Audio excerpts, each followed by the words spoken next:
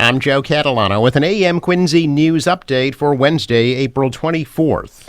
A consultant is recommending that the salary for the Quincy mayor's position increase from the current $151,000 a year to between $300,000 and $370,000 per year.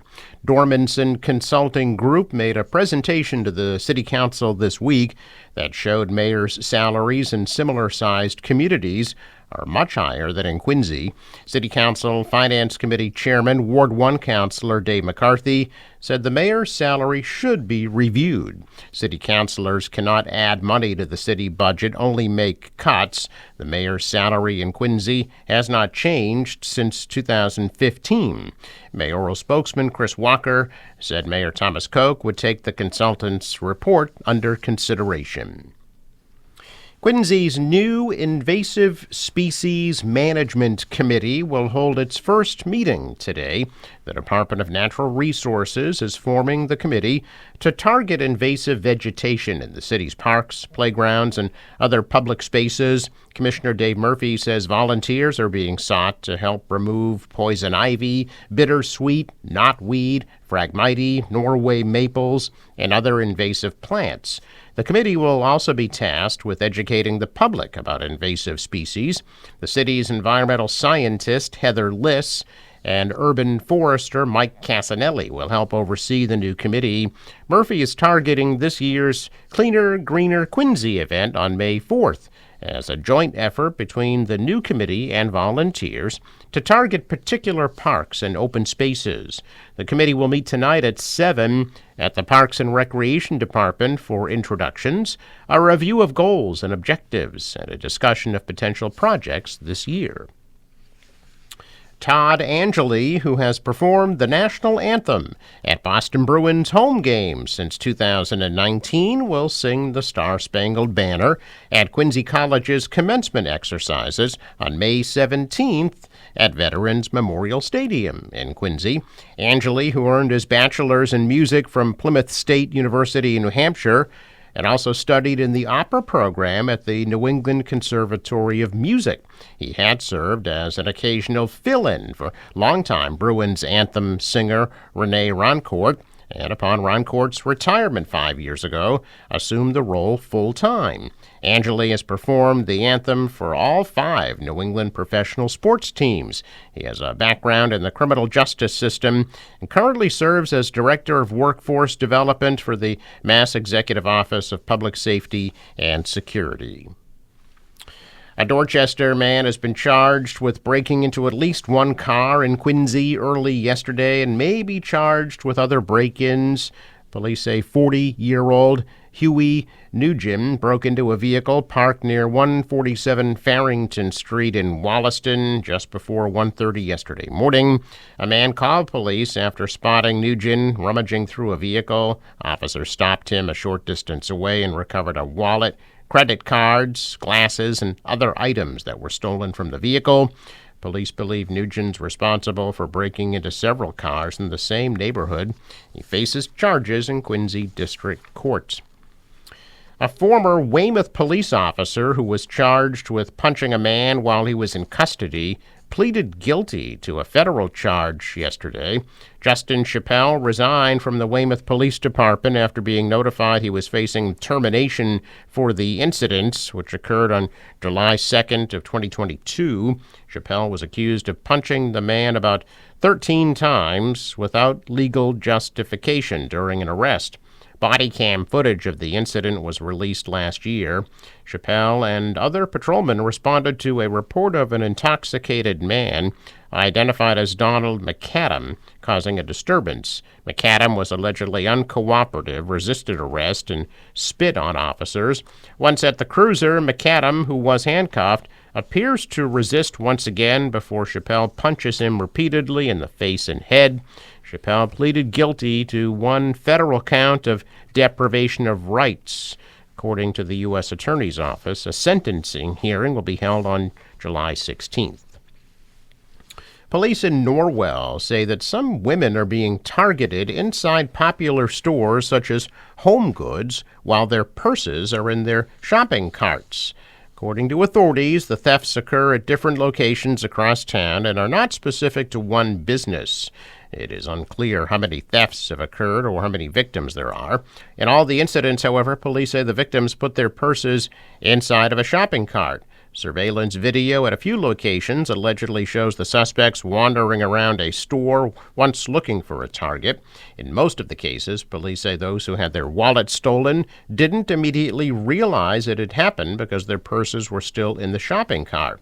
It gives the suspects time to leave the store and charge items at different locations. Norwell is not the only community with the problem. Authorities say similar incidents have occurred all over Massachusetts, and that the suspects are not from the South Shore.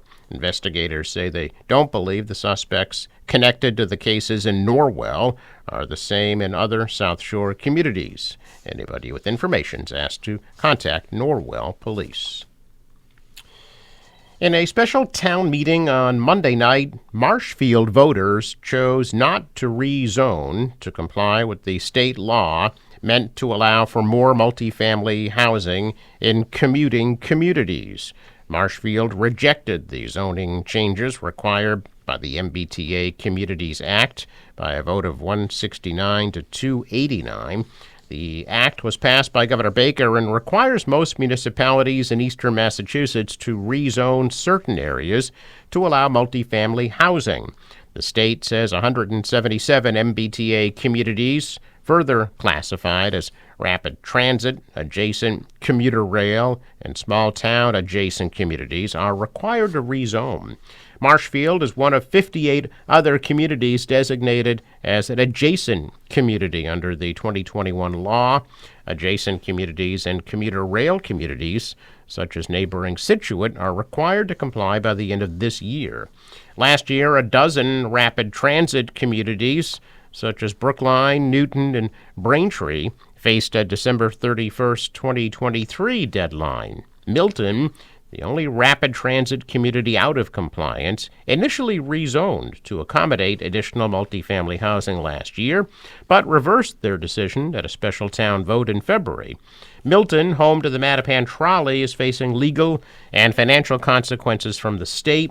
Milton will miss out on state grants due to their vote.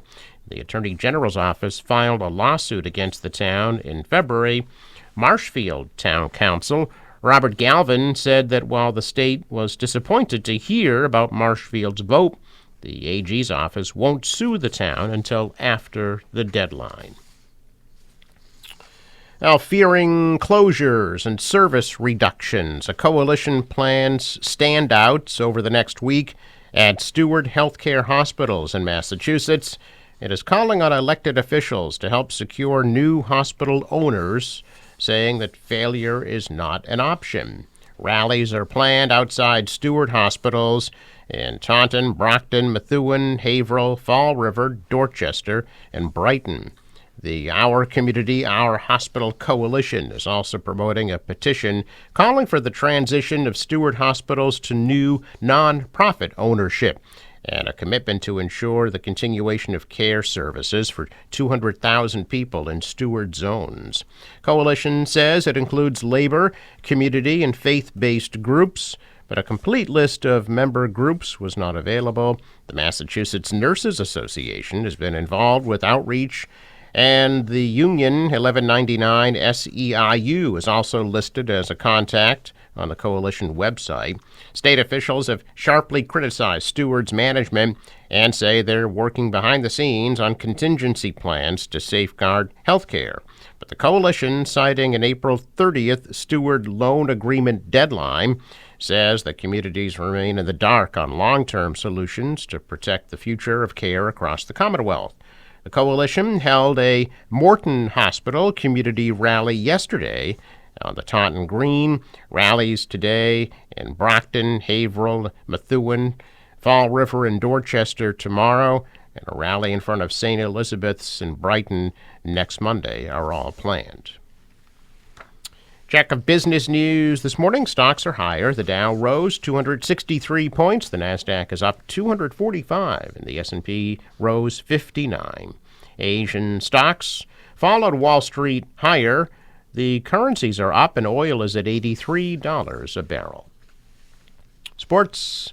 Cleveland beat the Red Sox 4-1. Series continues in Cleveland tonight at 6:10. And in the playoffs, Bruins are at Toronto. 7 o'clock tonight for Game 3. The series tied up at 1 game apiece. The Celtics, their Game 2 against the Heat, the Garden, tonight at 7. Boston leads that series 1-0. Forecast from the National Weather Service. Today, showers and a high 60. Showers this evening, a low 43. Sunshine returns tomorrow with a high 54. Sunny on Friday, high 58, and beautiful Saturday, sunny, high 64. Out on the water, waves a couple of feet. South wind right now at 10 knots becomes southwest, gusting to 20 knots later today. High tide, 12:44 p.m. Sunrise, 5:48, sets at 7:36. Traffic note, Fore River Bridge scheduled to open today at 12:30 p.m. and Thursday at 11:30 a.m. I'm Joe Catalano with an AM Quincy News Update for Wednesday, April 24th.